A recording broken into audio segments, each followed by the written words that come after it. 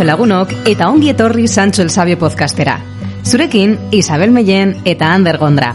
Bienvenidas, bienvenidos a este nuevo episodio sobre cultura vasca que nos ofrece la Fundación Sancho el Sabio, una fundación dedicada a la custodia y recopilación de toda la información relativa a Euskal Herria, su lengua y su historia. En el episodio de hoy cogeremos los pinceles, los pigmentos y la paleta porque vamos a trazar las líneas maestras del arte contemporáneo vasco.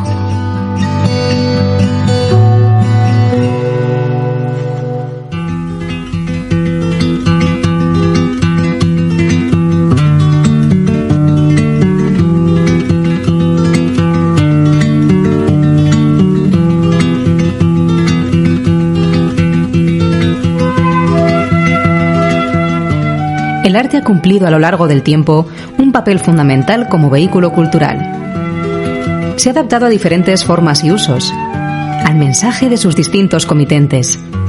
Ha mutado para ofrecer un discurso en imágenes acorde con cada época. Y de todos estos procesos de cambio, articulados a través de las artes, ha quedado una profunda huella repartida por todo el patrimonio de Euskal Herria. Pero también el arte es polisémico. Su significado atraviesa el tiempo. Y una misma obra puede variar su sentido según los ojos de la persona y de la sociedad que la mira. Algo así sucedió con uno de los hitos del arte contemporáneo vasco, la Basílica de Aránzazu, que pasó de ser un problema teológico a un símbolo político cambiante durante el periodo de su construcción en la segunda mitad del siglo XX. Aránzazu, en el imaginario social actual, lejos de ser exclusivamente un emblema religioso, se configura como un espacio altamente simbólico que expresa a través de las formas artísticas el carácter del pueblo vasco.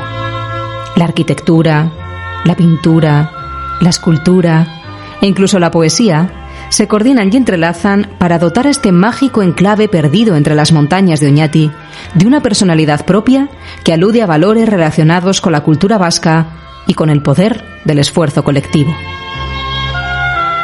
Sin embargo, y a pesar de esa imagen de monasterio románico reformado bajo un programa artístico unitario, a través de la voluntad del pueblo y de la participación de los mejores artistas de Euskal Herria del pasado siglo, la realidad es que fue un proyecto realizado a trompicones, con muchas dificultades e improvisaciones, y sobre todo, dominado por la personalidad del inmortal escultor Jorge Oteiza. Si sabemos algo de lo que es la escultura, estamos viendo escultura, participando en la recreación, en el redescubrimiento de la escultura, entonces la escultura que es un lenguaje monstruoso, casi sordomudo, es un lenguaje el más caro y el más lento de todos los lenguajes. La idea de renovar el viejo monasterio medieval franciscano de Aránzazu se fraguó en los primeros compases de la década de los años 50, cuando el yugo del franquismo todavía apretaba con el máximo rigor. Después de varios proyectos que quedaron en papel mojado, las obras finalmente pudieron emprenderse y duraron 5 años, hasta que en 1955 se completó la parte arquitectónica del complejo. Pero a pesar de lo prometedor de la empresa, cuando el obispo Fonti Andreu visitó Aránzazu para dar su visto bueno, para sorpresa de todo el mundo, decidió suspender el proyecto. Se desconocen los motivos exactos que condujeron a esta decisión, aunque hay varios factores en juego. Desde la firma 5 días antes del concordato entre España y la Santa Sede, hasta el endurecimiento de las posturas religiosas de la jerarquía eclesiástica, aliada con el franquismo. También pudo tener que ver la imagen de libertad que comenzaba a forjarse en plena dictadura alrededor de las obras de Aránzazu, que según un reportaje de la revista Time, era el último bastión de la cultura, la democracia y el nacionalismo vasco. Quizá tampoco ayudasen en este sentido las palabras de uno de los monjes, incluidas en este mismo artículo. Mientras haya un solo franciscano en el lugar sagrado de Nuestra Señora de Aránzazu, la cultura vasca no morirá.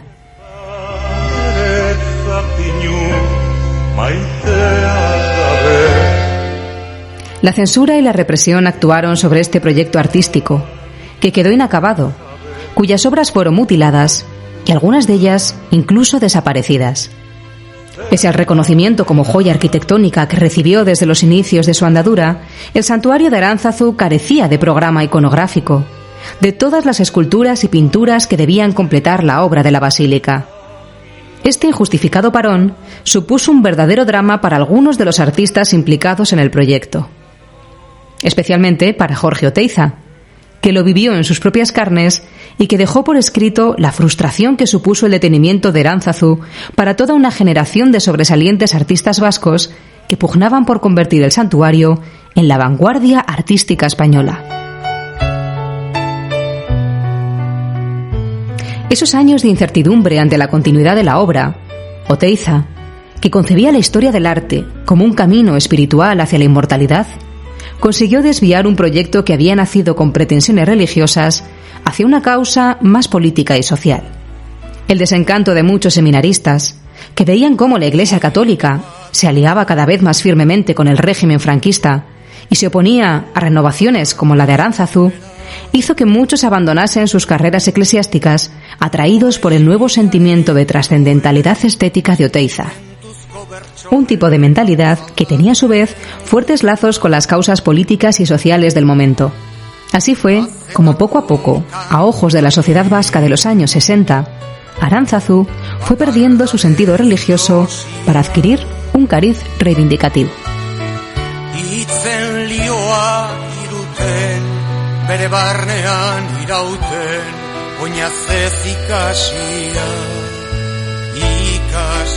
Tras muchas presiones, lideradas en gran medida por el escultor Jorge Oteiza, finalmente, en los años 1968 y 1969, pudieron retomarse las obras de la basílica. Fue a raíz de este nuevo impulso cuando Oteiza pudo instalar algunas de sus esculturas más reseñables: el friso de los apóstoles y especialmente la inmensa efigie de la Piedad. Esta figura de la Virgen con el cuerpo muerto de Cristo ante sus pies acabaría por convertirse en emblema del drama de una sociedad vasca que necesitaba nuevos aires de libertad hacia finales del franquismo. Corría el año 1976 en Hondarribia. Eran las fiestas de la localidad, el 8 de septiembre, y en pleno curso de una manifestación, la Guardia Civil disparó a bocajarro contra la multitud, atravesando con sus balas el cuerpo de Jesús Mari Zabala. Este fatídico incidente en plena transición marcó no solo a Hondarribia, sino también a toda la sociedad vasca, y la imagen de la Piedad de Oteiza, ubicada pocos años atrás en Aránzazu, sirvió como imagen que simbolizaba el dolor de un pueblo ante la pérdida de uno de sus hijos. En carteles por toda Euskadi podía verse a la Virgen con el Cristo muerto de Oteiza, bajo el lema Zabala hil zuten, proferido casi como un desgarrador grito de dolor.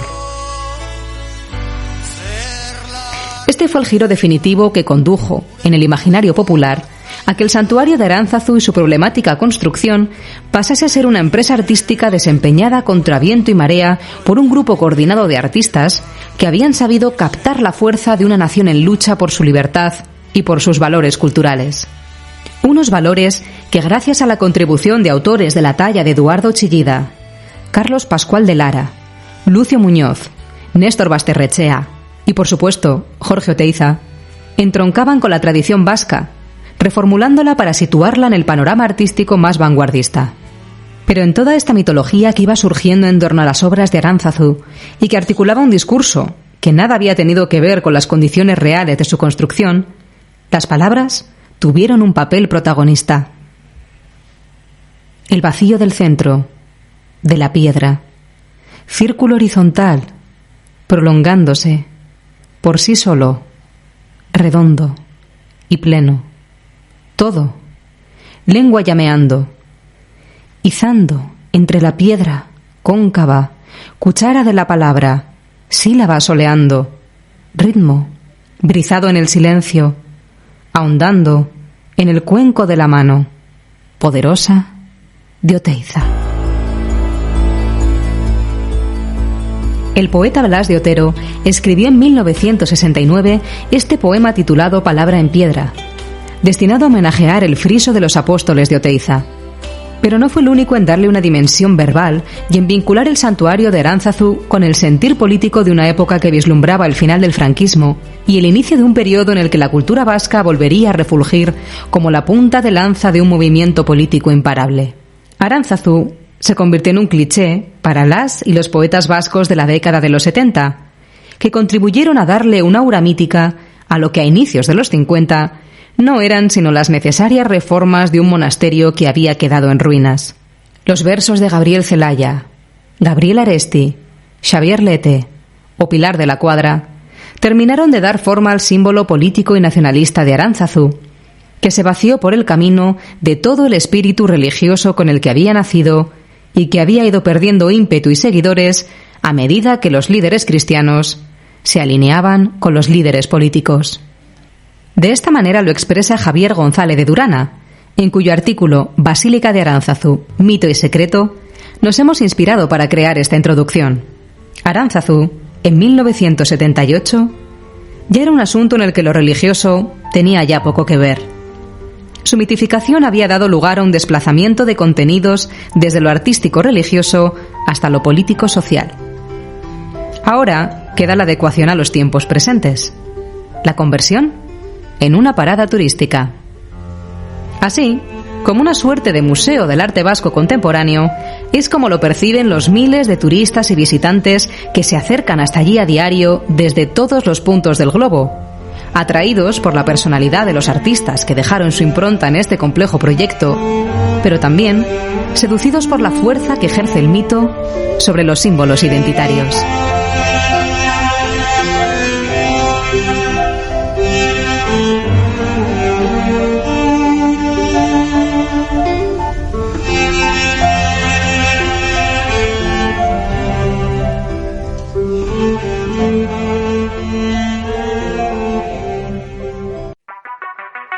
El arte vasco ha sido un espejo de la sociedad en la que surgió y además ha sabido aglutinar a toda una serie de artistas, personajes e intelectuales que han definido las últimas tendencias en cada periodo histórico.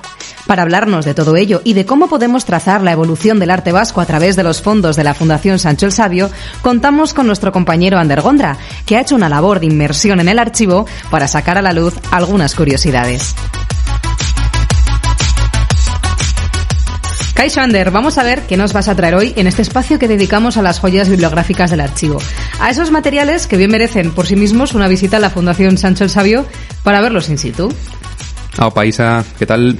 Pues mira, sí, la verdad que como viene siendo habitual, los temas que manejamos suelen ser amplios y he preferido picotear un poquito entre los fondos de la Fundación y mostraros varios documentos interesantes que, según avanza el tiempo, pues vais a comprobar que van dando cuenta pues de la evolución del arte vasco, ¿no? Vale, perfecto. Si te parece, nos retrotraemos un siglo atrás, viajamos a comienzos del siglo XX y la primera publicación que me llamó la atención fue la revista mensual de la Asociación de Artistas Vascos. Se titulaba simple y llanamente Arte Vasco.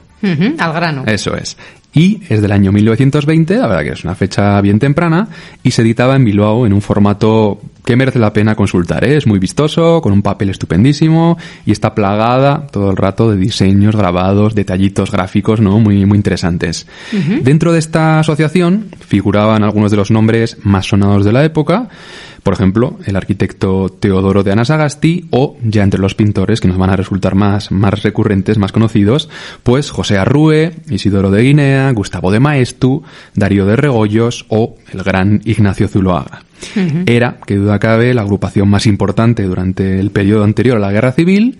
Se había fundado apenas unos años antes, en 1911, y durante esa década pues van a participar, no se van a perder ni una sola de las polémicas y debates artísticos que acontezcan en las tres capitales vascas. El primer número, la verdad que empiezan fuerte, ¿eh? No tienen intención de caer simpáticos. Aseguran en un artículo que se titula La crítica y la estafa que tanto en España como en el País Vasco, desde luego, no existe la crítica. Y que en Bilbao todo lo que hace la prensa son halagos y palabras vacías y vanas ante los artistas que se exponen año a año. Casualidad, hay una única excepción que a ellos les irrita. Un artista universal sobre el que al parecer se hicieron injustas bromas y risas. Ahora me has dejado con toda la intriga. ¿De quién estamos hablando? ¿Quién es ese artista? Pues mira, resulta que un año antes, en 1919, se había celebrado la Exposición Internacional de Pintura de Bilbao y el jurado ese año acordó adquirir las lavanderas de Arles de Paul Gauguin. Oh, ni más ni menos, ¿eh? Pues sí, ni más ni menos. De este modo, el Museo Bilbaíno, ellos se enorgullecían de que era el primero de todo el país que rendía homenaje a este artista francés, pero según cuentan, esta compra fue un escándalo, resultó, bueno, llamativa para buena parte de la ciudadanía bilbaína, que no entendía su arte, ¿no? Esta agrupación de artistas se muestra indignada con la ignorancia de sus vecinos y, bueno, es comprensible, ahora que era un artista que también en otras latitudes no había generado debate y polémica, sí. Pero el tiempo creo que a estos artistas vascos les dio la razón. Efectivamente se trata de una de las joyas indiscutibles del Museo Bilbaíno. Bueno, Gauguin, como bien has señalado, al final es una figura que causó mucha impresión en su momento, que hoy en día lo reconocemos como una artista internacional indudablemente presente en la historia del arte, pero bueno, quizá de primeras pudo generar ese choque cultural. Bueno, y en lo relativo al arte vasco, ¿qué propuestas tiene este grupo? ¿Cómo lo entienden? Pues es una muy buena pregunta. Ellos, la verdad, que son conscientes de que han avivado un cierto fantasma, ¿no? Han llamado a la revista Arte Vasco, a secas. Han resucitado, dicen, un viejo pleito, arrinconado y empolvado 100 veces, y desempolvado y puesto otras tantas veces en litigio. La gran pregunta que se hacen, y lo van a tratar de responder en un artículo, es si existe el arte vasco. Una pregunta que también nos estamos haciendo en este mismo programa, por ejemplo, ¿no? Pues sí, no es para nada sencilla la respuesta, pero apuntan, bueno, ciertas cosas que me han resultado interesantes. En primer lugar, indican que para que existiese tal cosa, haría falta una unificación de valores espirituales, de principios y de tendencias, algo que ellos creen no tener. Sin embargo, son conscientes de una cosa. Tanto los artistas vascos de su generación como los catalanes han dado la espalda a Madrid desde hace ya un tiempo. Y se han cultivado mayormente en París, en esa otra órbita artística, en unos valores y en unos criterios que resultan diferenciales. Aún así, al pasar revista a sus asociados, a esos grandes nombres que hemos mencionado, parece que les queda claro que no existe entre ellos ninguna afinidad espiritual o psicológica que convierta en bloque a este núcleo de artistas. Antes, al contrario, cuando llegan a su plenitud, más se distancian los unos de los otros. Que esto es algo también que es frecuente en los grandes artistas, ¿no? Que al final acaban desarrollando una personalidad propia y les va desligando del entorno en el que están. Sí, ellos ni siquiera ven claro que exista, digamos, una escuela, ¿no? Algo que años más tarde se fraguará en el País Vasco. Por último, se hacen una pregunta que también resulta pertinente. ¿Existe alguna razón o algún argumento étnico que los agrupe? Bueno, hablan de una posible melancolía común, de una cierta osquedad, de un carácter a consecuencia del clima. Que esto es algo que debatimos también en otros ámbitos a día de hoy. De si hay una fisonomía del pueblo y de esta tierra, ¿no? Bueno, estas razones más de tipo etnológico, la verdad que también al contrastarlas con los perfiles de los artistas que ellos agrupan, pues les sigue pareciendo algo incompleto y discutible. Así que, bueno, leyendo el texto ya veis un poco las consecuencias que sacan y me ha gustado sobre todo la frase final con la que cierran el artículo, que dice así: esto del arte vasco es algo de etiqueta, que ningún contenido concreto encierra. Algo como una botella vacía, aunque haya quien se entristezca porque no está llena de chacolí. Bueno, probablemente eso era lo que más podía llegar a unir a ese grupo de artistas, ¿no? El estar reunidos en torno a una botella de chacolí. Bueno, en efecto resulta reveladora esta revista, ¿no? Para una fecha tan temprana, con estos debates que todavía en cierto modo siguen presentes en nuestros días. Partiendo de este primer ejemplo de la revista Arte Vasco, ¿cuál sería el siguiente paso que tendríamos que dar? Pues ya tendríamos que dar el salto al momento posterior a la Guerra Civil. Y en la década de 1940, por ejemplo, pues surgió un grupo señero que es el grupo del Suizo, que en este caso se crea en la ciudad de San Sebastián. Nace al calor de una tertulia artística de la posguerra y pronto, poquito a poco, fue sumando más y más artistas que semanalmente tenían la costumbre de llevar a las reuniones las notas y los cuadros que habían terminado la semana anterior. Obviamente el nombre deriva de que la reunión primera se creó en torno al café suizo y poco a poco fue increciendo, hacía falta un espacio mayor y se trasladaron al Hotel Carlton.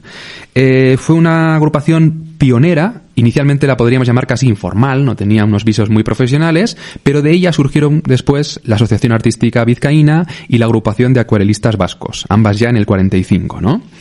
Los integrantes del Suizo y de la Asociación Artística Vizcaína también se liaron la manta a la cabeza y editaron durante años una revista. Se puede consultar buena parte de los volúmenes en la Fundación Sancho el Sabio y llevaba por título Boletín Informativo de Arte. Esta publicación de índole mensual nos sumerge, la verdad, que de lleno en el clima artístico que se vivía en aquella época, y cada número pues incluye, bueno, secciones más o menos fijas, comentarios y críticas sobre exposiciones que se desarrollaban en Euskadi y en el resto del país, la semblanza o el perfil de artistas tanto del pasado como contemporáneos, y noticias y agenda para las próximas semanas. O sea, que era un poco lo que prometía con el título, ¿no? Un boletín informativo de todo lo que estaba aconteciendo en el mundo del arte. Todo amante del arte tenía ahí, yo creo, la revista en la que mantenerse al día, ¿no? La verdad que está bien claro desde el principio que estamos ante una generación nueva, que no es la que hemos mencionado en arte vasco, ¿no? Y no dudan en honrar a sus predecesores. Coincide precisamente que en esos años 40 el boletín se hace eco de los obituarios de la muerte, por ejemplo, de Zuloaga, de Maestu, de Guinea, de todos aquellos, ¿no?, que les han precedido. Claro, eso ya marca el fin de una generación indudablemente y el inicio de otra. Y bueno, sin embargo, aunque se sienten, ¿no?, generación renovada, con un nuevo ímpetu e interés, se quejan de ciertas cosas. Se quejan, por ejemplo, de la falta de infraestructuras con mucha frecuencia. Hablan de que no hay lugares acondicionados para celebrar salones y exposiciones colectivas como Dios manda, y señalan además una cierta desproporción entre las tres capitales. San Sebastián parece que estaba bien surtida, contaba con las salas municipales de arte. Vitoria había conseguido el apoyo, el empuje de la Caja de Ahorros, y Bilbao pues quedaba en tercer lugar. Según ellos, estaba a la cola, era sin embargo la ciudad que aportaba más artistas y más asociados, y no contaba apenas con instalaciones. Así que bueno, lo dejan un poco en una posición un poco de esa desventaja, ¿no?, que poco a poco se irá remediando. Sí, qué curioso, ¿no?, porque ahora parece que se da un poquito la vuelta a la tortilla con el tema del Guggenheim, ¿no? Sí, ha llovido mucho desde entonces, pero en los 40 quedaban a la cola, ¿no? Y un detalle que me resultó simpático: la colección que podemos consultar de los ejemplares de este boletín en la Fundación Sancho el Sabio están todos dirigidos, con un apunte hecho a mano en la última página, al director de la Caja de Ahorros Municipal de Vitoria. Al que estaba, al mecenas, ¿no?, al que estaba apoyando en cierto modo. Era la entidad que más promocionaba el arte en la capital alavesa, en la que muchos de estos artistas exponían. Entonces, bueno, era como un préstamo interbibliotecario, y nos ha quedado ahí esa curiosa colección para que la consultemos hoy día. Bueno, estamos entrando ya en una época, la de finales de los años 40, en la que el llamado arte vasco va a dar un nuevo salto. ¿Has encontrado de esta nueva etapa algún material destacable en este sentido? Pues sí, mira, primero vamos a situarnos. La verdad que esa década marca un salto importante. En el 44, sin ir más lejos, comienza ya a despuntar la figura absolutamente central de Jorge Oteiza. En una fecha tan temprana, cuando todavía estaba fuera de España, publicó desde Colombia la célebre carta a los artistas de América sobre el arte nuevo de posguerra, ¿no? Y poquitos años después, en el 48, ya regresó, se estableció en Euskadi, y es un periodo que coincide con la apertura, además, tras su llegada, de importantes espacios y entidades pues que van a velar y van a apostar mucho por un arte distinto que ahora sí creo que podemos definir definitivamente como una estética contemporánea. Ese año, en el 48, abrió en Bilbao el nuevo Ateneo y la Galería Estudio. Y en esta última, por poner tan solo un ejemplo, expuso por vez primera un jovencísimo Agustín Ibarrola que contaba con tan solo 18 años y que recibió los elogios de la prensa, pues por ejemplo de la Gaceta del Norte, en cuyo número pude consultar la crítica de aquel día. Mencionaban que Ibarrola pues tenía una intuición extraordinaria, un mundo mental y una capacidad técnica que pronto todo parecía indicar que le iba a granjear un espacio preferencial, ¿no?, dentro de estos artistas. Allí también, en esa misma Galería Estudio, dictó conferencias y mostró su obra al propio Oteiza, así que lugar señero, sin lugar a dudas. Parece que ahora se está revirtiendo un poco lo que decíamos y Bilbao se empieza a llevar la palma en cuestiones artísticas. Sí, es cierto que del 40 al 50 Bilbao empieza a copar cada vez más atención, pero es importante señalar que existía mucha conexión entre las tres capitales. A finales del 49, por ejemplo, se comienza a idear el proyecto de Aránzazu, que va a ser, bueno, pues símbolo y cuna, ¿no?, del arte contemporáneo en nuestra tierra, y se creó ese mismo año la Asociación Artística de Guipúzcoa. Así que el correlato, digamos, vizcaíno se traslada también a tierras guipuzcoanas. Esa asociación decide editar una nueva revista. Ya veis que siempre apostaban, ¿no?, por tener algún tipo de contenido editorial. Y esta se puede consultar en Sancho el Sabio y es una auténtica joyita al alcance de muy pocos archivos y bibliotecas, ¿eh? En estos cuadernillos encuadernados se incluyen, bueno, numerosas láminas de artistas de distintas generaciones y también artículos de crítica y de teoría que me parecen interesantes, que ya marcan un punto de no retorno, ¿no? Uno de ellos, creo que es quizás el más destacable, se llama El arte como lenguaje y es obra del poeta Gabriel Celaya. y en él pues se defiende ya una idea del arte como un modo de comunicación. Este texto es el germen de una conferencia que posteriormente dictó en la sala estudio que acabamos de mencionar, en este caso invitado por Oteiza, y es justo ese momento pues en el que a las puertas ya de los 50 tanto el arte como los artistas vascos van a ir copando cada vez más espacios en exposiciones y bienales nacionales e internacionales, como bien sabemos, y ya en los 60, bueno, la verdad que la actividad va a ser frenética, incluso en un ámbito más público, y van a ser, pues bueno, un sinfín de manifestaciones artísticas las que hagan célebre, ¿no?, a toda esta generación. La verdad que aquí entraríamos ya en una etapa que se ha de ligar indiscutiblemente, sí, a Ibarrola y a Oteiza y a esa escuela llamada vasca, que se articuló en torno a grupos, pues en cada provincia diferentes, como Gaur en Guipúzcoa, Hemen en Vizcaya y Orain en Álava. Sobre todo ello, qué duda cabe, hay numerosos catálogos editados que se pueden consultar en Sancho el Sabio, pero la verdad que si nos metemos en ello, pues nos va a llevar un buen rato comentarlos. Eso quizá lo dejamos para otro episodio. Eso es, lo vamos a tener que dejar aquí. La idea es clara, ¿no? Hemos apuntado al menos los orígenes de este tipo de entidades que agrupaban a los artistas vascos y sobre todo hemos puesto el ojo, ¿no?, en las publicaciones y las revistas que alumbraron durante décadas y que, bueno, eran el lugar en el que visibilizar la obra de tantos y tantos que fueron conformando eso que hoy, pues bueno, de una forma u otra llamamos arte vasco. Pues es que ricasco de verdad, Ander, por esta panorámica que nos has hecho de ese arte contemporáneo vasco a lo largo prácticamente de todo el siglo XX y sobre todo utilizando como hilo conductor esos materiales que estos mismos artistas generaban a modo de revistas, de boletines, de bueno, esa forma de comunicarse entre ellos y de dar a conocer también su obra. Todo ello, por supuesto, consultable, como bien nos decías, en la Fundación Sancho el Sabio. Es que ricasco, Ander. Vale, es que ricasco.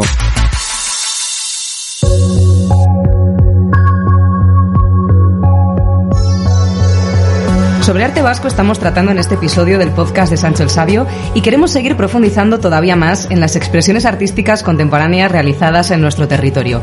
Para ello, tenemos la inmensa suerte de contar con uno de los grandes especialistas en este ámbito y además especialista en muchos sentidos, Daniel Castillejo.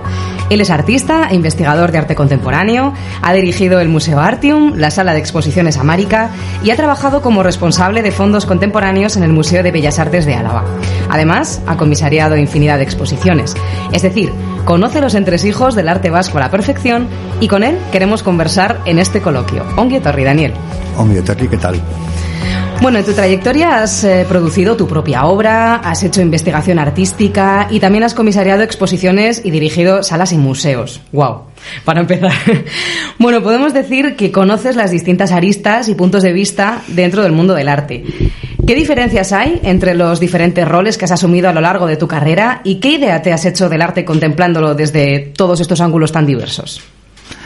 Bueno, es verdad, yo hice Bellas Artes, que en principio es una carrera hecha teóricamente para tener la experiencia de crear, de artística, etcétera. Y luego yo por mi cuenta dentro de Bellas Artes evidentemente también hay asignaturas teóricas, historia del arte, historia de las ideas, etcétera. Pues también me gustaba demasiado, muchísimo. Y hacía mis pinitos. Entonces yo quería ser artista y luego también por una serie de circunstancias tuve que dedicarme a gestionar exposiciones, a crear exposiciones y a relacionarme. Entonces la articulación que hay entre ambas cosas es muy importante, es muy interesante porque yo creo que he realizado mi labor de gestión de Amárica, tanto de las exposiciones allí como Artium, la dirección desde un punto de vista de artista, no de un gestor, que es un poco lejano. No es lo mismo tener una mentalidad de artista, donde lo creativo es muy importante, que tener una mentalidad solo de gestor, donde a veces se sufre bastante importante, en bastante profundidad, el trato con el artista. No se entiende al artista. Entonces, claro, esa polivalencia es la que yo creo que ha aportado en este caso. Entrando más, bueno, al meollo del asunto, ¿no? Hay una pregunta que sobrevuela todo este capítulo y que sería quizás, pues, si existe realmente un arte que podríamos calificar como vasco. Es decir, si hay un quehacer artístico en nuestro territorio, pues que realmente se pueda diferenciar de lo que sucede en otros lugares, o si las y los artistas vascos trabajan más bien, pues, dentro de corrientes y dinámicas internacionales. ¿Qué opinas tú en este sentido? Bueno, todo es posible, pero que es verdad que el arte vasco, estamos hablando de un arte contextual, es lógicamente, pero eso pasa con todas las sociedades. ¿Qué tiene que ver pues el arte africano? Pues el contexto de África es un arte determinado, no sé, ahora me estoy acordando de los ataúdes de Ghana, que tienen todas las formas posibles para meter a sus difuntos, pues es una cosa muy contextual de Ghana, no solo de África, sino de Ghana, ¿no? Aquí también en el arte vasco, efectivamente, hay un arte contextual que tiene que ver con la historia, del País Vasco, un contexto muy determinado, tanto desde desde principios del siglo XIX hasta la actualidad. Un arte muy costumbrista, un arte muy dedicado a la industrialización del mundo del arte. Por eso viene tanto se habla del arte vasco, escultores, metal, tierra, etcétera. Son materiales con los que el artista trabajaba habitualmente, ¿no?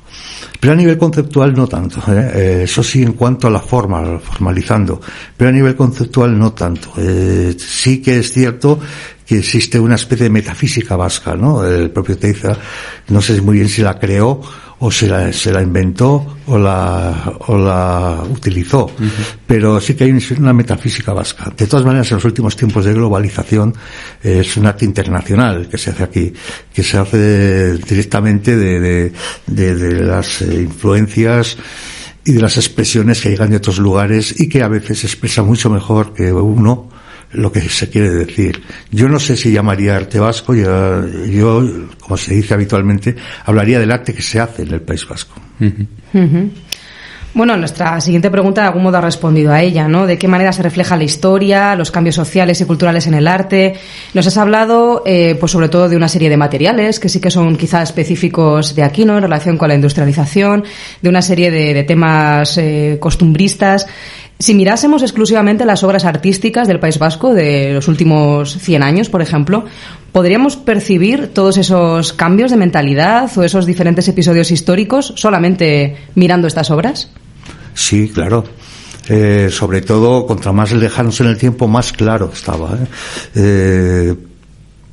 Ahora no tanto, porque ahora está bastante unificado, ¿no? Pero evidentemente el tema de los materiales y el tema de ciertas relaciones humanas y el tema de cierta tendencia a hablar de una manera, a expresarse de una manera, a coger lo que tienes a mano, a agarrarlo y poder doblarlo, machacarlo, golpearlo o pintarlo, pues está bien, ¿no?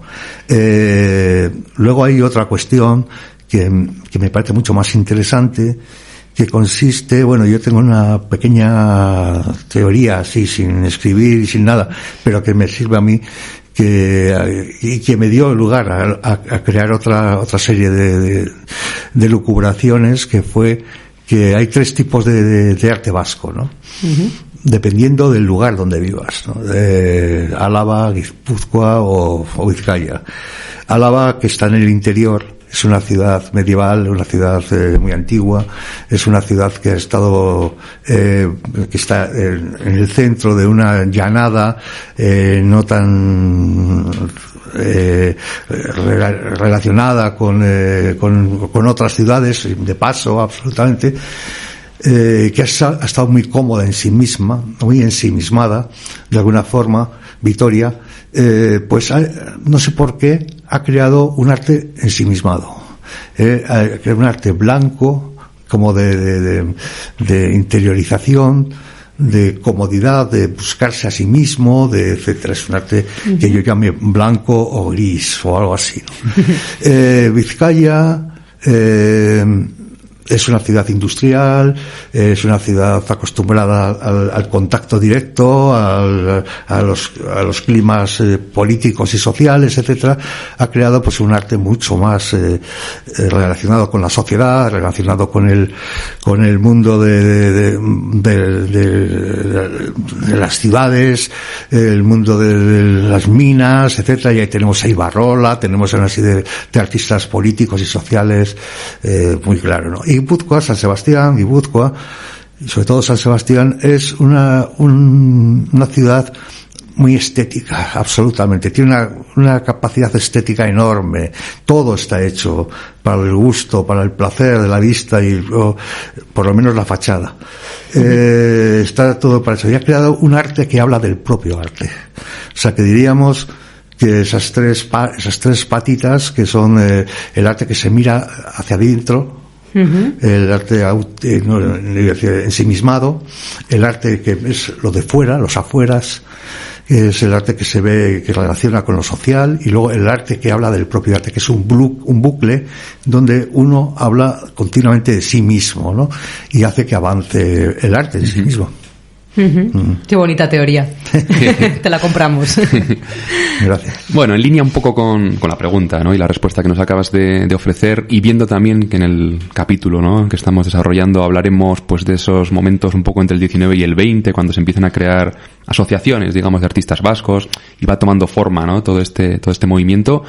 ¿Cómo dirías que ha ido evolucionando y cambiando el arte en el País Vasco desde esos momentos primigenios, un poco del 19 hasta nuestros días? ¿Qué pasos y qué generaciones, ¿no?, han ido asentando todo este terreno?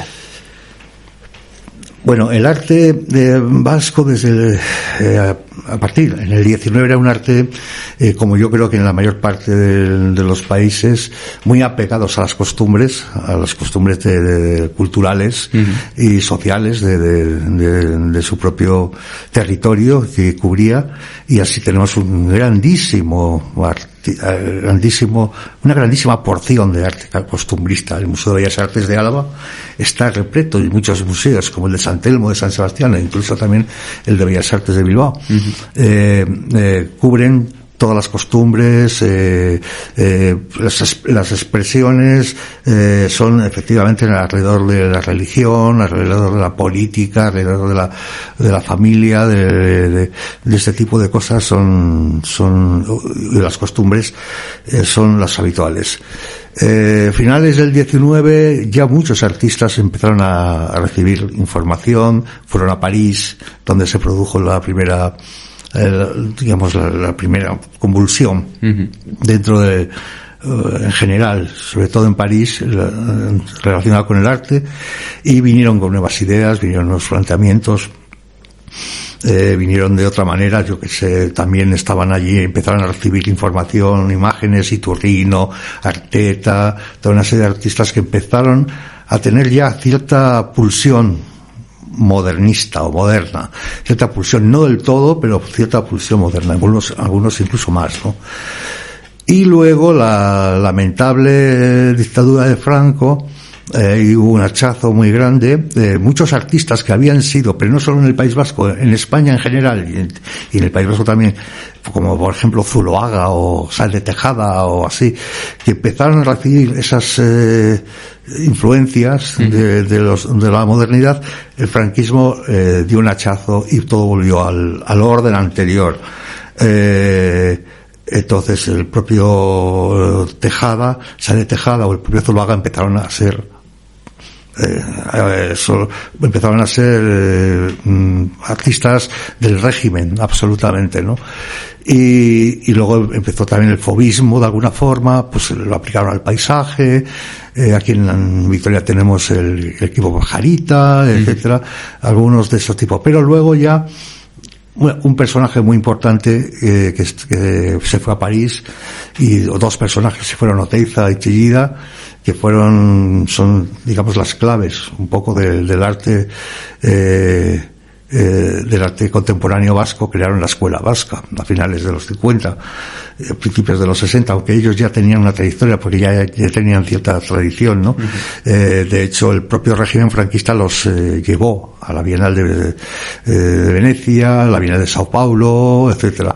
Y a partir de ahí empezó ya a crearse la escuela vasca con los nombres tan míticos de Gaur Hemen Orain, donde aparecen ya uno por cada territorio, donde ya empieza el artista a pensar por sí mismo, o sea, tiene una cierta autonomía, etcétera. Y ahora, evidentemente, bajo siempre la paternal sombra de Oteiza, han salido nuevas generaciones que algunos lo intentan matar al padre, otros siguen una serie de cuestiones que ya crean un rico caldo una rica sopa de artistas que ahora mismo son muy interesantes y en el resto del país son importantes. Uh-huh. Y hablando un poco de esa última generación, la que está ahora mismo creando, Sí. ¿cuáles serían sus temas de reflexión más habituales? Porque lo vemos claro quizá con la comparativa que hablabas de pues esas obras de arte del siglo XIX, de principios del XX, en la que sí que se aprecia más, bueno, pues cómo era la sociedad de su momento, las costumbres que existían, pero ahora, ¿cuál es la reflexión más habitual que encontramos en las y los artistas vascos? Bueno, si hablamos del arte, lo que se llama estrictamente contemporáneo, yo creo que son dos importantes. Una es surge de la tradición de Oteiza, que es una tradición abstracta, totalmente abstracta, pero con ciertas referencias, sobre todo tanto materiales y también de imágenes, a lo que es la situación del País Vasco. Es una situación de influencia, de intentar despegarse de alguna manera del arte que se hace, según ellos, más banal, aunque sea contemporáneo en otros lugares. Es absolutamente abstracta, en el sentido estricto, pero abstracta no significa simplemente que no es figurativa, es abstracta o concreta, como quieras llamarlo, pero no es figurativa. Entonces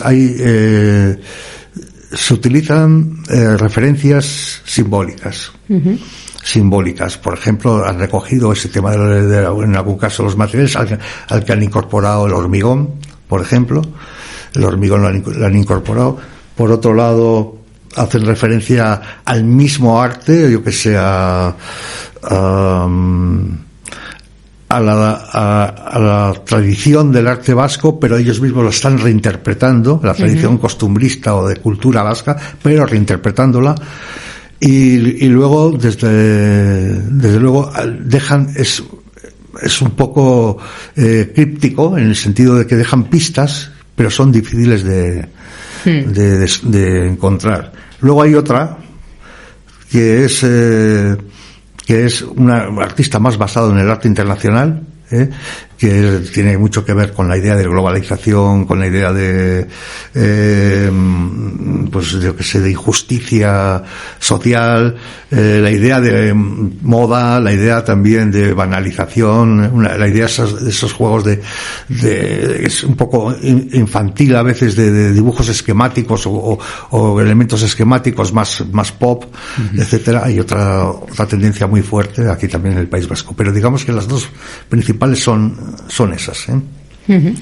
Ya han ido apareciendo, ¿no? Como no podía ser de otro modo, pues ese tipo de nombres que dentro del arte contemporáneo vasco, sobre todo en las décadas centrales y finales del siglo XX, dieron una dimensión más nacional, internacional casi a este territorio, ¿no?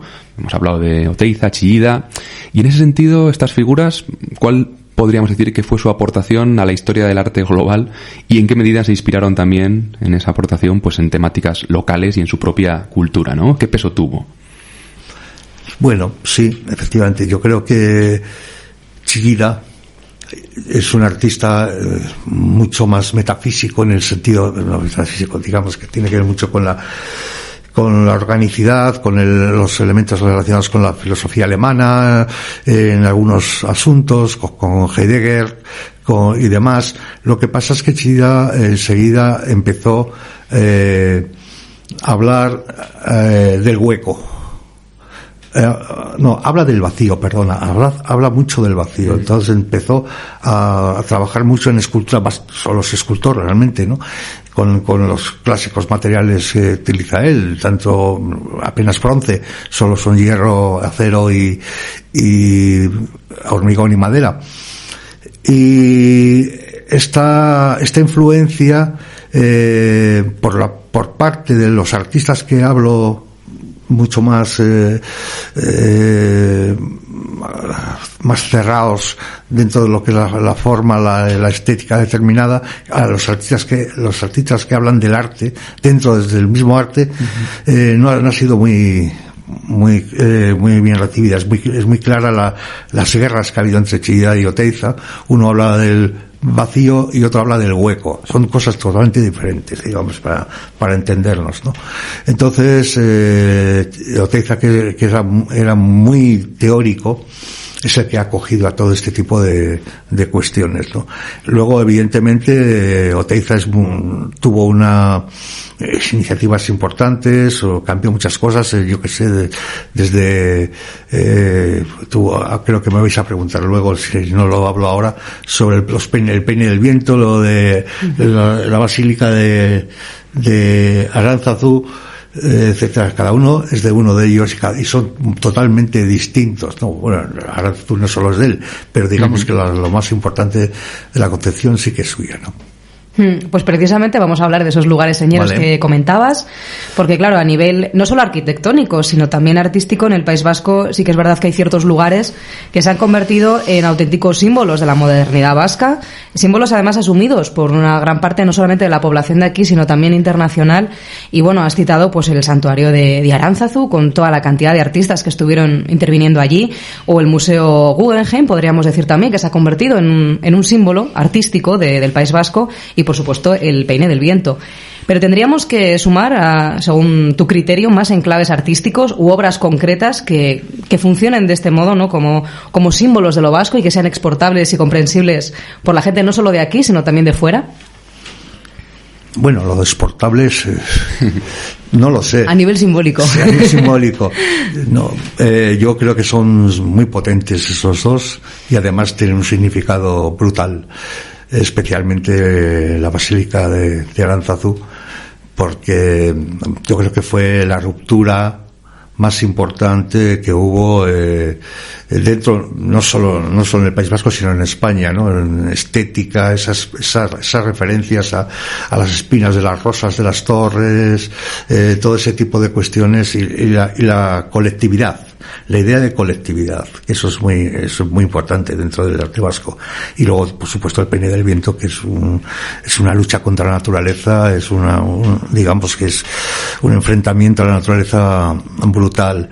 Pero efectivamente, dentro de lo que es las imágenes señeras, ideas señeras que tenemos en el País Vasco, creo que el Guggenheim ahora da una idea absolutamente de dónde está la clave, ¿no?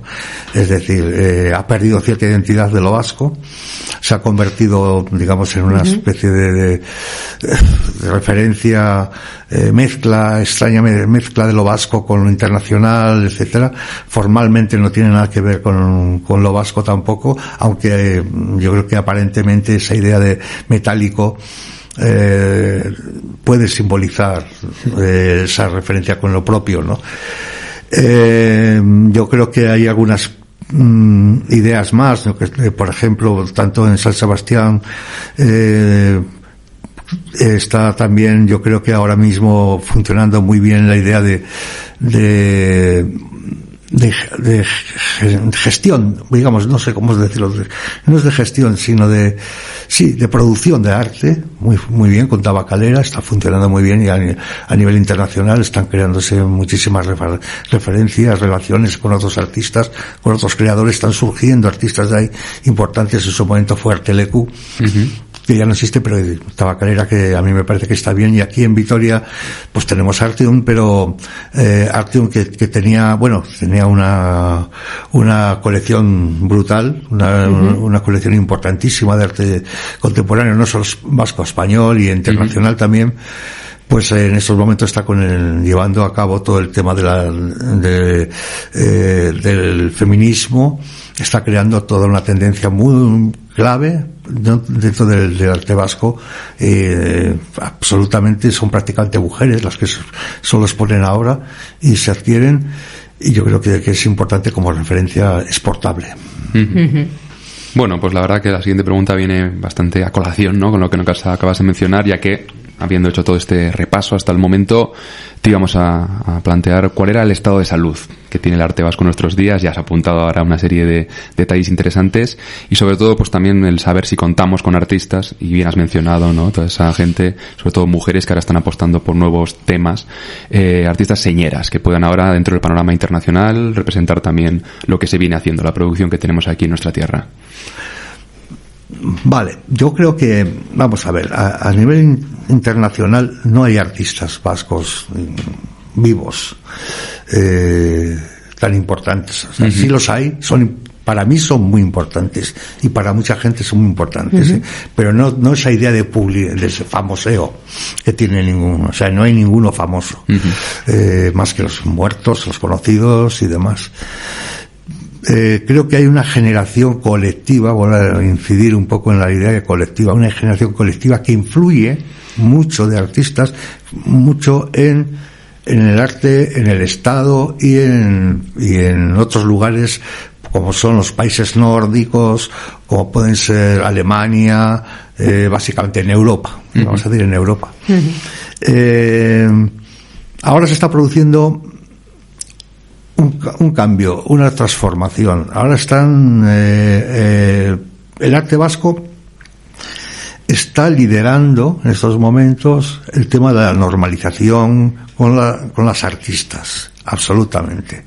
Liderando en todo el país y posiblemente en muchos lugares de fuera. Y especialmente Vitoria. Creo que eso tendrá un tiempo, pero supongo que dará sus frutos en relativamente a medio plazo, tendrá que empezar a dar sus frutos. Artistas importantes, muchísimos, no sé.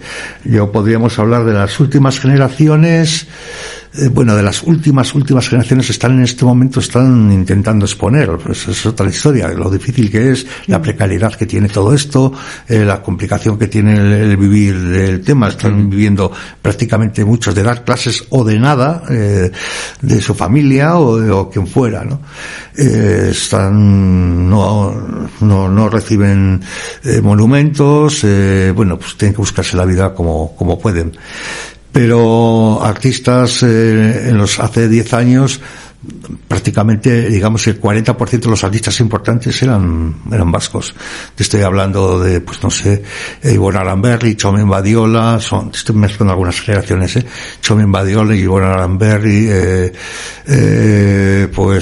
Asier Mendizábal, Jon Mikel Euba, en Vitoria, Iñaki Larrimbe, los Rodríguez, una serie de gente que no son muy conocidos, pero que sí que han sido caldo de cultivo para la creación de mantener la pulsión artística. El estado de salud es el estado de salud de la propia sociedad. Muy malo. Muy malo. La sociedad está en una eterna confusión y demás. Yo espero que los artistas que tienen esa capacidad de ser y de buscar concretamente los problemas que existen, sean capaces de darle una vuelta y podamos, a partir porque creo que el arte en el fondo es un elemento que es conciencia social, una conciencia social de una forma muy creativa, puedan seguir adelante, sí. Bueno, dentro de tu amplia trayectoria en relación con el mundo del arte, también has dedicado mucho tiempo a la investigación. Entonces, supongo que sabrás valorar también la necesidad de unos buenos fondos a la hora de poder desarrollar esta labor investigadora.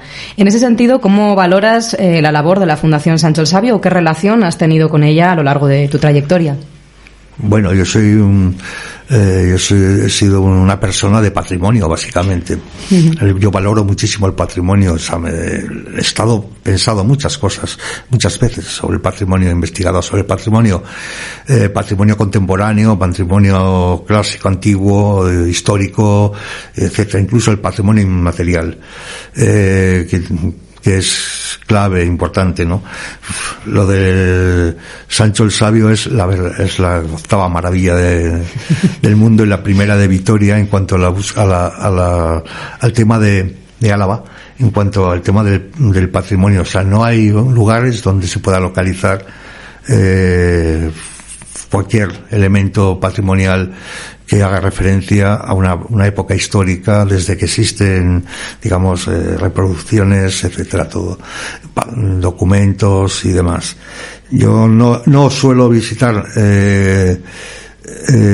Sancho el Sabio, pero no por nada en especial, sino porque mi opción es lo contemporáneo. Lo que sí hacemos es colaborar con ellos, visitar evidentemente exposiciones, conozco a las personas que trabajan allí, hemos donado desde los museos y los centros que tienen todos nuestros carteles, nuestros catálogos, y todo tipo de grafismos y elementos, documentos, etcétera.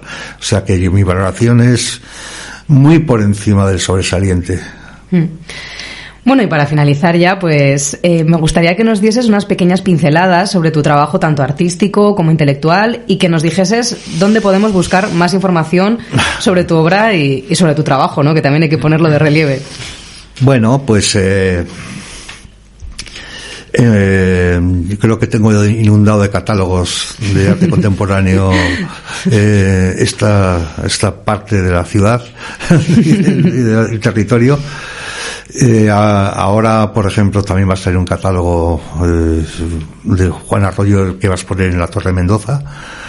Hay una charla el jueves en la nueva Galería de Arte que se llama El Estado del Arte, que ya la di, que se llama, pero debió gustarles si quieren que la repita en otro lugar, que se llama Mors Invita Artis, que se ve la muerte en la vida del arte. Y en fin, pues un poco en cualquier sitio se me puede llamar tranquilamente y se me puede charlar conmigo sin problemas. Pues estaremos desde aquí atentas y atentos a esas charlas que des, a esos catálogos que desde luego son fundamentales para ayudarnos a comprender un poco el arte contemporáneo, que sí que es verdad que en ocasiones pues puede quedar alejado del gran público, y en ese sentido sí que necesitamos personas como tú, intermediarias, que nos ayuden un poco a comprender, a entender y a meternos en ese mundo que quizá puede parecer tan complejo, pero que en el fondo nos es tan cercano. Sí, puede parecer hermético, pero yo creo que el arte es igual en todas partes. O sea, expresa lo mismo, se puede interpretar de la misma manera. Hay unas constantes que están claras y se repiten continuamente. Hay muchos elementos propios de las generaciones, hay elementos también de las cosas que ocurren habitualmente. O sea que el arte históricamente y actualmente, y que yo creo que está muy bien que haya gente que interprete la realidad actual como crea conveniente. Gracias. Bueno, es que ricasco, vale, Daniel, por esta panorámica que nos has hecho, y hasta la próxima, que esperemos que sea pronto. Venga, agur. Saludo.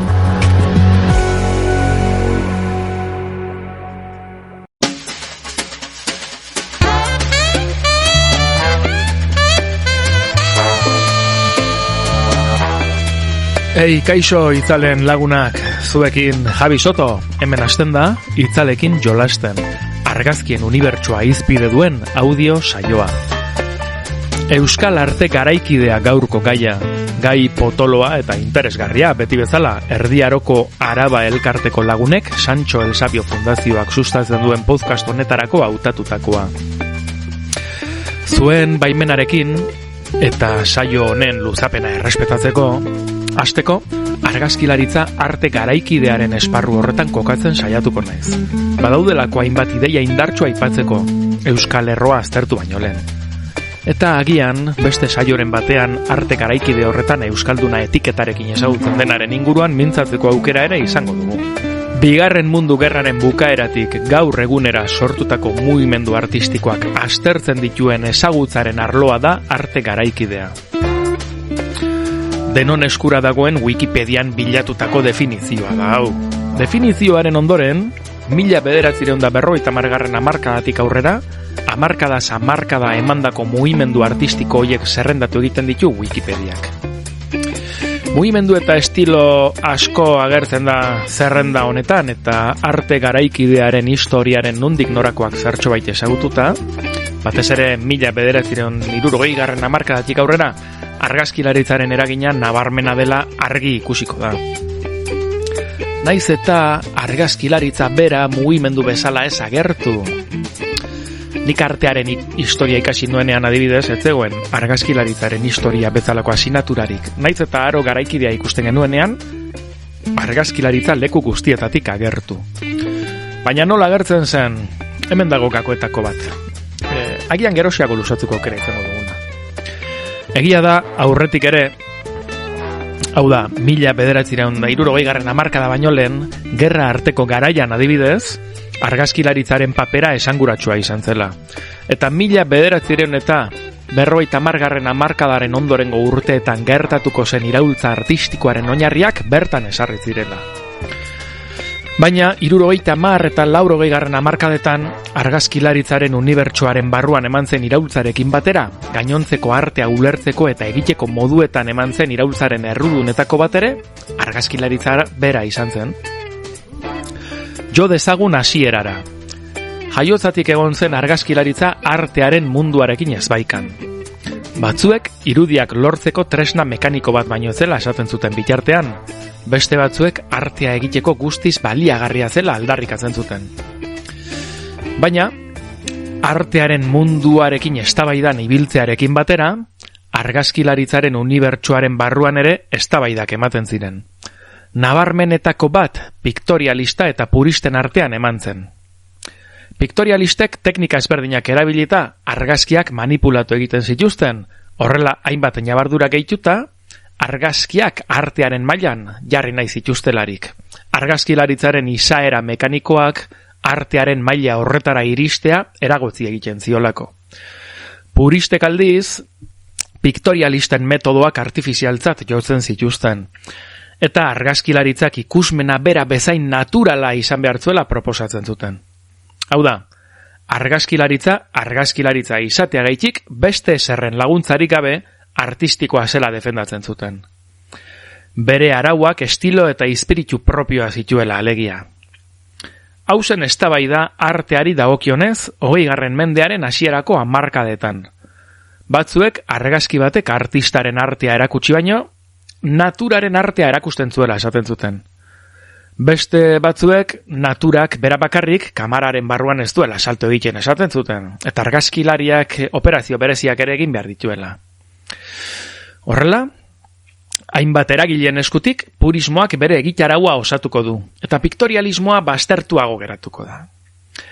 Purismoa argazkilaritza zuzena deritzon izenarekin ezagutzen hasiko da, eta begira zeintzuk ziren bere lenguaia osatzeko ikurrak, hau da, argazki bat argazki egiten dituzten balioak.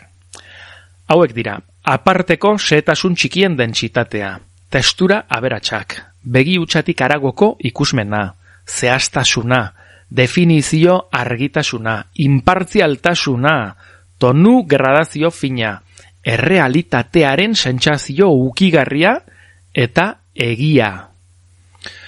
Horrelako ezaugarriekin sartu zen argazkilaritza modernitatean, ekintza subjektibo baten bitartez lortutako irudi tekniko bat bezala ulertuta.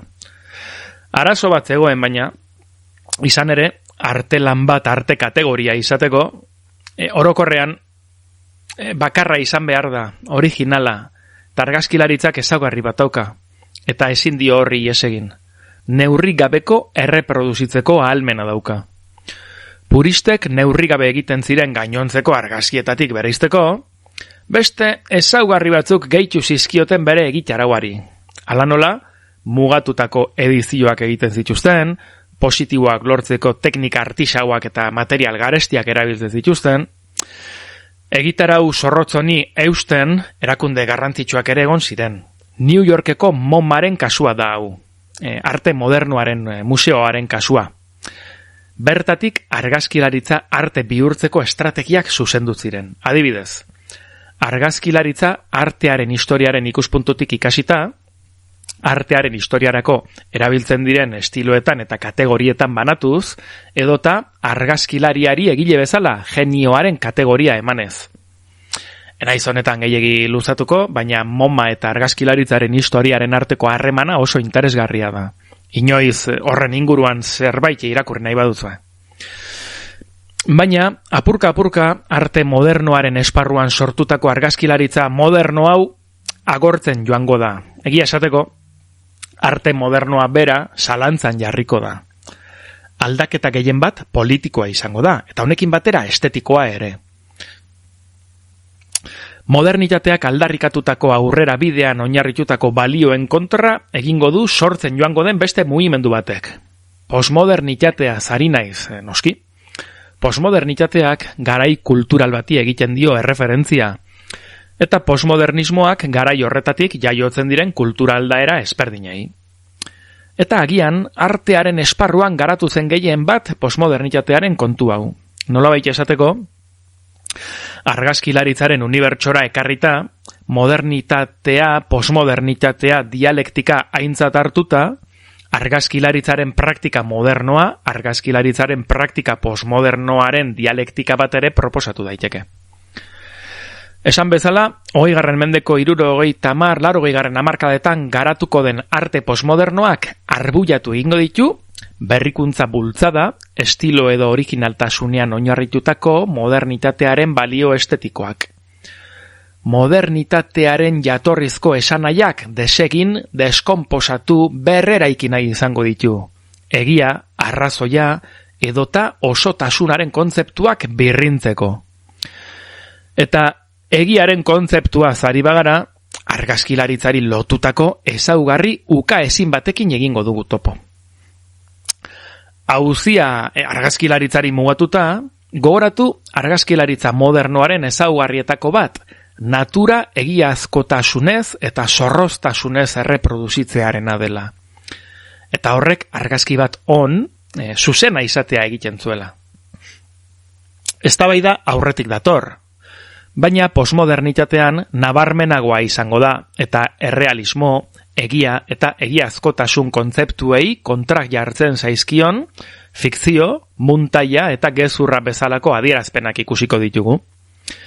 Eta hau gauzatzeko estrategiak ere eraiki egingo dira. Adibidez, argazki batek errealitatea deskribatzeko gaitasuna baldin badu, hau da, errealitatea dokumentatzeko balio badu, modernoek esaten zuten bezala, argazkien bidez jasotako fikzio batek egiazkotasunez jantzita geldituko da, naiz eta asmatutako gauza bat izan.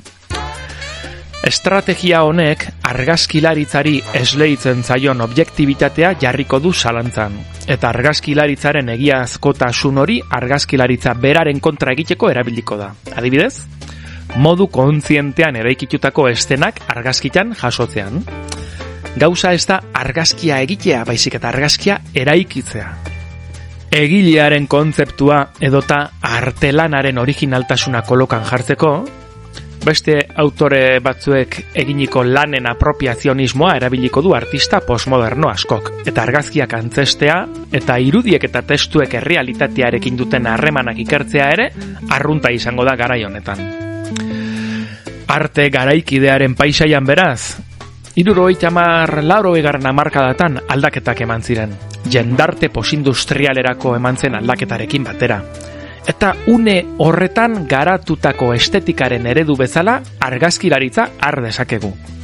Izaera teknikoa duen medioa izanik, bere baitan dauden kontraesanak modernitatearen balioak zalantzan jartzeko primerakoak direlako.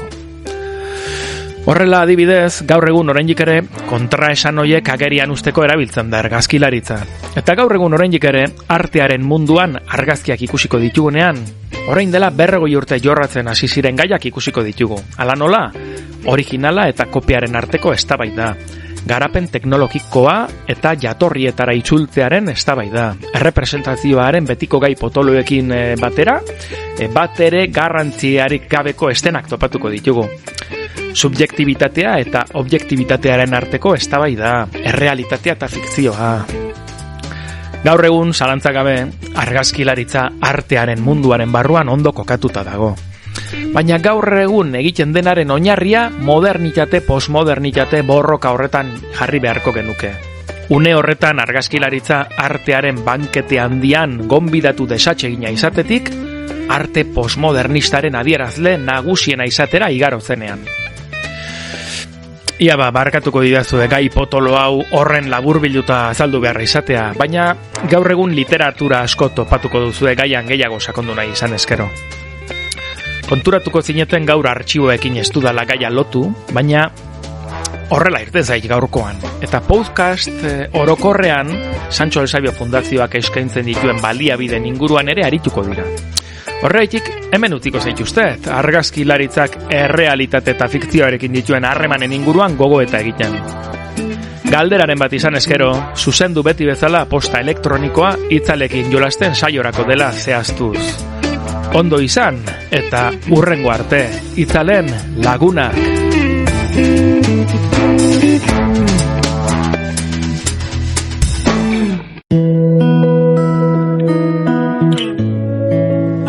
Bueno, pues vamos ya con la última sección de este podcast que hemos dedicado al arte vasco y nos acercamos ahora a las noticias de la Fundación para tratar de conocer un poco desde dentro pues cuestiones relacionadas con este tema y cómo poquito a poco en los últimos años se ha ido ampliando también esa colección bibliográfica, ¿no?, que la Fundación Sancho el Sabio custodia relacionada con la temática del capítulo de hoy.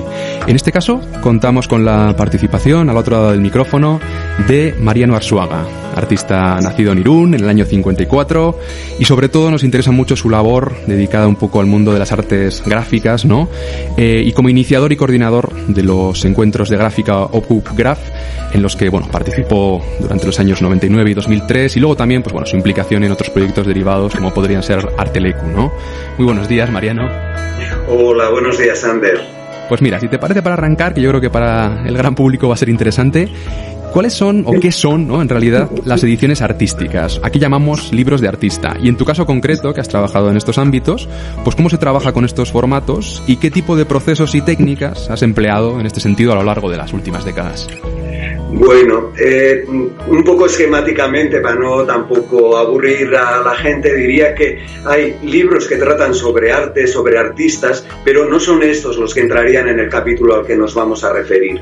Las ediciones artísticas son aquellas que, utilizando medios de reproducción gráfica que todo el mundo conoce, el grabado, la serigrafía, la amplia lista de técnicas que hay, en ocasiones solo generan una imagen.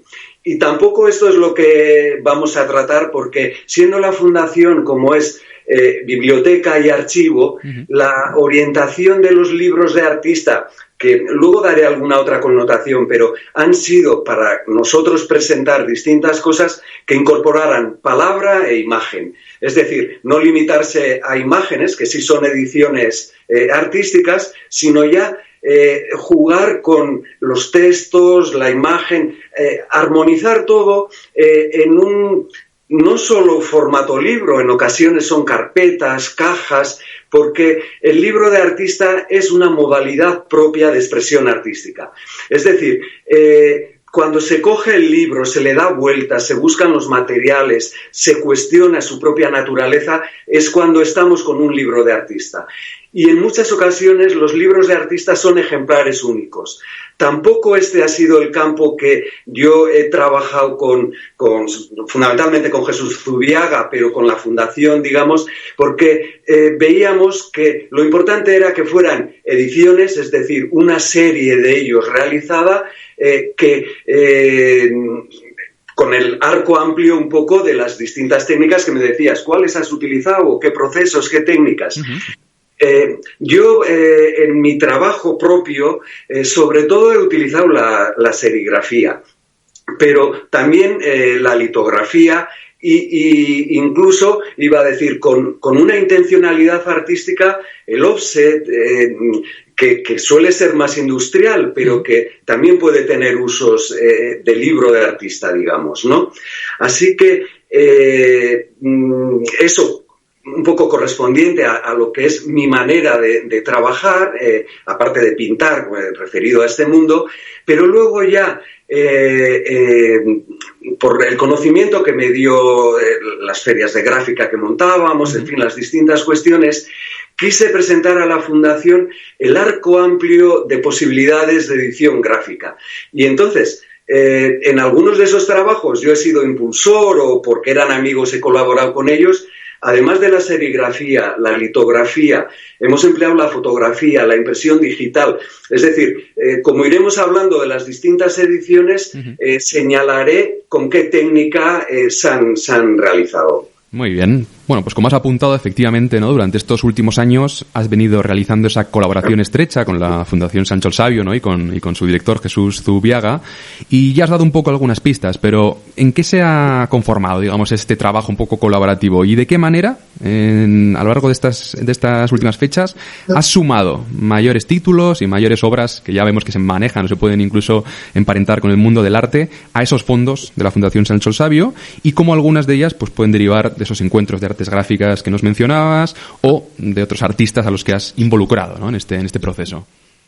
Bueno, empezaré un poco por mí mismo porque siendo el campo de la gráfica un mundo que me ha interesado siempre, no fue hasta finales de los años 80 cuando en Artelecu fui a formarme en la técnica de serigrafía con un impresor, un estampador que se llamaba Manolo Bello, que ha sido muy importante en el mundo de Guipúzcoa, en este mundo de la gráfica, porque aparte de que muchos artistas nos iniciamos con él en la serigrafía, también condujo a determinadas personas hacia el dominio de los procesos técnicos. Es decir, que hubo algunos artistas que quisieron aprender a hacerse también impresores, estampadores. Y en paralelo a que algunos empezábamos con las técnicas, otros profundizaron y han llegado a tener los talleres que después han sido el soporte para la realización de ediciones, en este caso, como digo, de serigrafía sobre todo.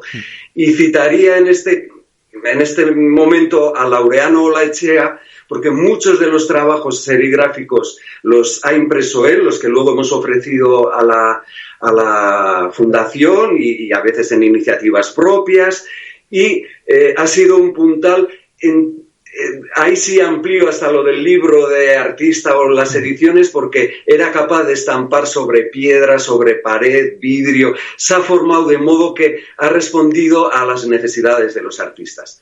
Yo allí en Artelecu inicio a editarme algunas imágenes, pero me encuentro con que Manolo Bello, que nos habla ya de las ediciones que contengan textos, me propone la realización de una carpeta ya con, lo fuimos hablando, él veía mi interés por el tiempo, que se verá también el tiempo de nuestra vida, la brevedad, que en la exposición final, que hablaremos también de la Fundación, estuvo muy presente, y le planteo la realización de las 4 estaciones, que ya eran 4 imágenes, pero que se unían en una única imagen.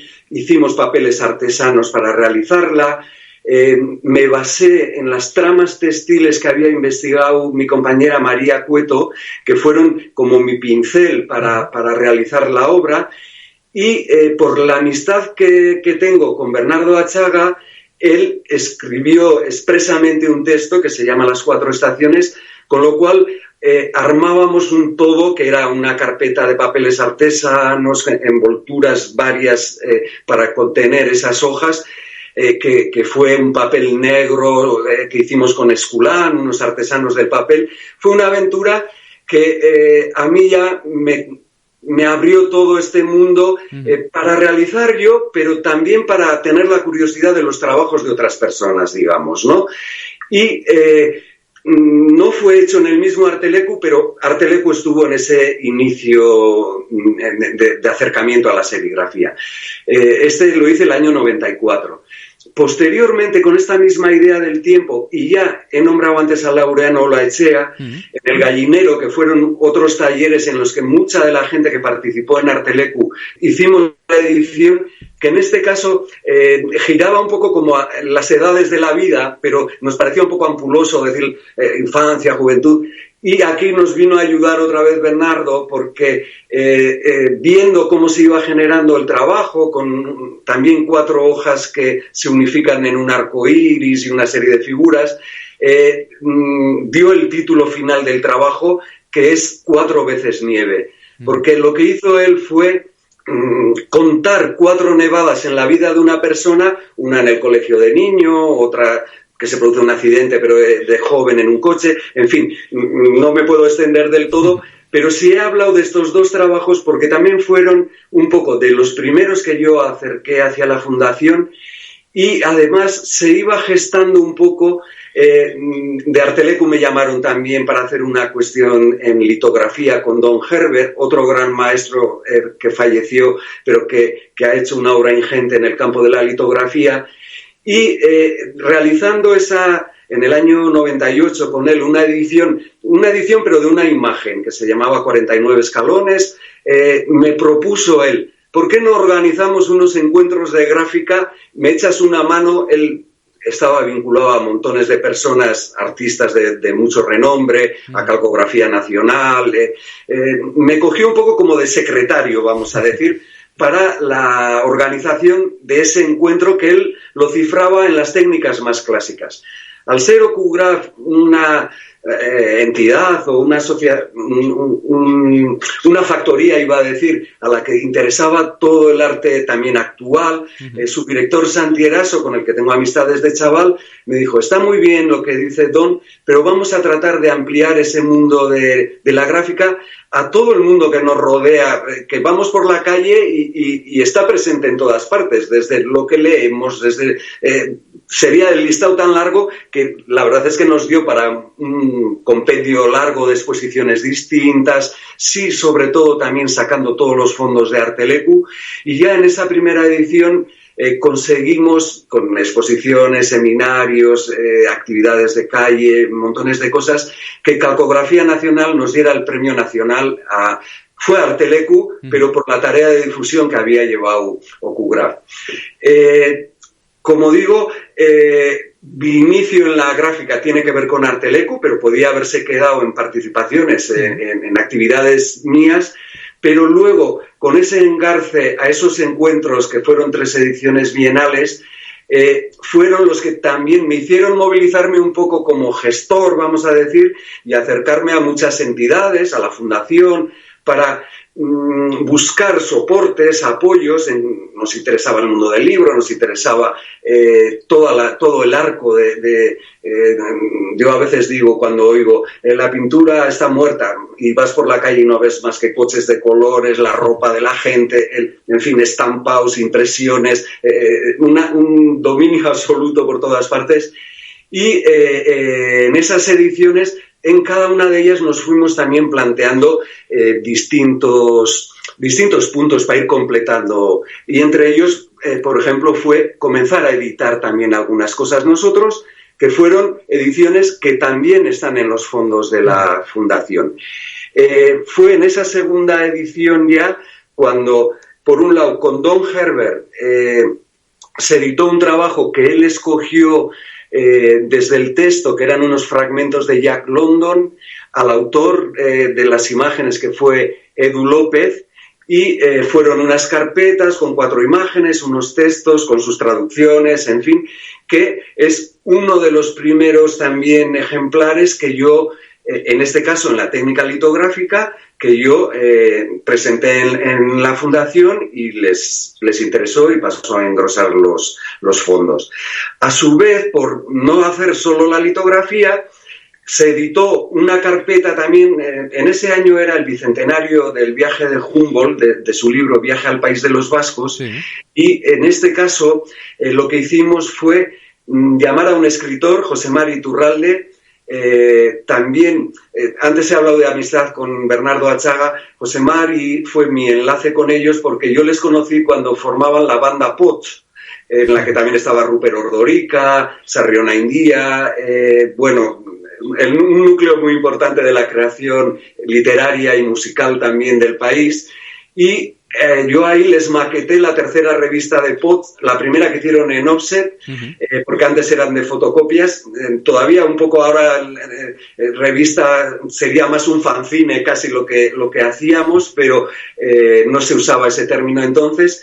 Y de ese contacto inicial, que se fraguó en amistad, después hicimos también, por eso decía lo del offset, 2 ediciones, 2 años, 2 como anuarios, que eran esos calendarios de la hojita que cada día lees la noticia del día, el santoral, en fin, una serie de cosas. En este caso era laico, y me acuerdo que Bernardo solía decir, mira, este libro, porque en el fondo eran páginas de un libro, es el que mejor recoge lo que es la vida, porque una vez que pasas la hoja, la tiras y no tiene vuelta atrás.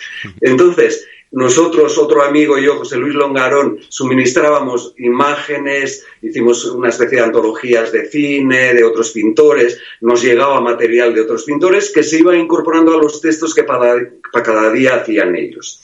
Entonces, José Mari, cuando le hablábamos de esta carpeta que queríamos hacer, que también es una caja de madera, están las fichas técnicas de todo, pero creo que es mejor contar un poco este tipo de anecdotario en torno a ello. Lo que hizo fue seleccionar del libro a 5 artistas que todos ellos habían estado desde luego también por Artelecu, estaba la amistad, que el trabajo fue coordinado por Pablo Donezar, que es artista, pero también le ha interesado mucho este mundo, y luego hablaremos de algún trabajo suyo exclusivamente que también está en la fundación, pero él organizó ese sistema de la carpeta que era como una maleta de viaje, las imágenes incorporaban los textos sobre la misma imagen, esos fragmentos como si fuesen, algunos incluso ponían viñetas hacia cómic, pero en un formato grande, y pues los artistas fueron Idoia Montón, Gemma Inchausti. Me miro un poco la lista porque en este caso son Diego Machín Barrena, Pello Michelena y Iñaki Imaz. 5 autores que cada uno hizo 2 imágenes, los textos que digo también estuvieron en euskera, en castellano y en alemán del texto original, y en estas ediciones siempre se detalla todo muy quién lo ha impreso, que fue Laureano Olaechea, quién hizo las cajas, en fin, hay todo un colofón de datos técnicos, pero lo dejo en este punto de Pablo Donezar como coordinador y diseñador, y los artistas que participaron también, tanto en los textos como en las imágenes, ¿no? La verdad que has lanzado muchas pistas, yo creo que para que los y las oyentes tengan la curiosidad de acudir a conocer ese tipo de trabajos en la Fundación. Sobre todo, además, has apuntado muy bien ese entramado artístico, tanto de voces desde luego reconocidas del ámbito literario, como de la gráfica y de las artes visuales, ¿no?, que colaborasteis durante estos momentos, ¿no?, de los años 90 y principios del 2000, así que la curiosidad yo creo que ya la hemos sembrado en la audiencia, ¿no? Sería estupendo, desde luego, que se animaran, porque son trabajos, en todos ellos además las calidades de papel, que se disfrutan con todos los sentidos casi, ¿no? Fundamentalmente tacto, visión, pero la comprensión también lectora, es otra manera también de leer y de ver. Es verdad que a veces solemos decir, yo eso desde mi profesor Manolo Bello, que si quieres hacer algo y multiplicarlo, tienes que tener también un interés específico. A veces se suele decir, bueno, al hacer muchos se abarata. Bueno, hay una razón en este sentido, pero tienen que contener algún elemento de interés casi vital para ti, para que digas, no solo voy a hacer uno, voy a hacer 50, 30, en fin, en cada caso y con cada técnico suele tener también sus limitaciones, vamos a decir, ¿no? Y luego, la verdad que ya para ir terminando con una última pregunta, has apuntado ya que en el año 2018 los vitorianos y vitorianas pudimos disfrutar de tu trabajo en la Fundación Sancho el Sabio, en ese estupendo claustro, ¿no? En la entrada estuvo la exposición Lorategi Airean, Jardines en el Aire. Pudimos ver esa calidad de los materiales y además otras muchas cosas que aportaste, ¿no?, para entender un poco el contexto de realización de esas obras. Simplemente un par de pinceladas, si te parece, sobre cómo se diseñó aquel formato expositivo, y si te parece igual lo puedes dirigir a esos cuadernos en los que, como apuntabas, se fijaba el paso del tiempo, el día a día, todo el proceso vital que implicaba la elaboración de estas obras. Sí, sí que esta exposición era como la tercera pata un poco de un periplo que estuvo en 3 lugares que era la misma base de exposición, pero en cada lugar, digamos que daba una importancia mayor por el propio espacio, fueron en el Coldo Michelena en San Sebastián, también en la ciudad de La Pamplona, y en Vitoria, claro, el título mismo de jardines, yo trazaba un paralelismo entre el jardín y la exposición, que son parcelas acotadas, pero que contienen un universo. El universo que yo quería presentar era el de mis diarios de trabajo, que día a día, en distintos formatos además, a veces con apuntes, recortes de lo que has leído, es todo la reflexión que está detrás de lo que vas pintando. Suele haber otros cuadernos, y hablo tanto de unos como de otros porque estaban presentes en esta exposición, y además por su formato de archivadores de sobres, configuraron también el catálogo común a las tres exposiciones, que también adoptó esa forma de acordeón, le llamo yo, que son esos archivadores de sobres en los que había unas carpetillas con reflexiones, con también cuadros reproducidos, y así atendía a las claves intelectuales, a la expresión, a todo lo que es el arco que abarca el arco completo de la pintura, ¿no? Entonces, he estado repasando un poco también la nota que habíamos preparado para la prensa con los contenidos que había, y había grandes blogs donde registro los días, cuadernos de viaje, cuadernos algunos que en vez de tanta escritura lo que tienen es las pruebas de color de lo que estoy pintando, que no suelen ser de que cada día haga un dibujo, pero están todos ellos datados y señalados. Y entonces, en el recorrido que podías hacer por esa exposición, podías un poco entrar en el mundo que ha generado dentro de unos años, era el periodo de 2010 al 15, lo que en esa exposición se recogía, pero que sí tiene una intención que sigo manteniendo en ese trabajo que hago, tanto del día a día, con su fragilidad, con un gran reloj de arena también hecho con los botecitos de colores que nos recogía un poco ese paso del tiempo como un reloj de arena en que cada grano es la riqueza de nuestra vida. Muy bien, pues creo que con esta última afirmación hemos puesto el broche perfecto a este capítulo dedicado al arte vasco, con este alegato un poco en favor de esa vinculación vital, ¿no?, del arte vasco con nuestro territorio. Y te agradezco, desde luego, la honestidad y la cantidad de detalles interesantes que nos has dado sobre ese entramado, ¿no?, artístico, al que no hemos prestado tanta atención en el capítulo de hoy porque hablábamos de décadas precedentes, pero que ha quedado desde luego muy bien plasmado también gracias a tus palabras. Así que nada, eskerrik asko, Mariano, y hasta la próxima. Milla esker a vosotros por atendernos también y por sacar la información de todos estos trabajos que creo que a mucha gente le pueden interesar. Nos ha quedado un listado muchísimo más amplio de otras ediciones también. Así que lo ideal, desde luego, para quienes nos están escuchando, acudir a la propia fundación y solicitar ahí al personal que pueda darles, ¿no?, las claves para seguir aprendiendo y comprendiendo todos estos trabajos. Agur. Agur.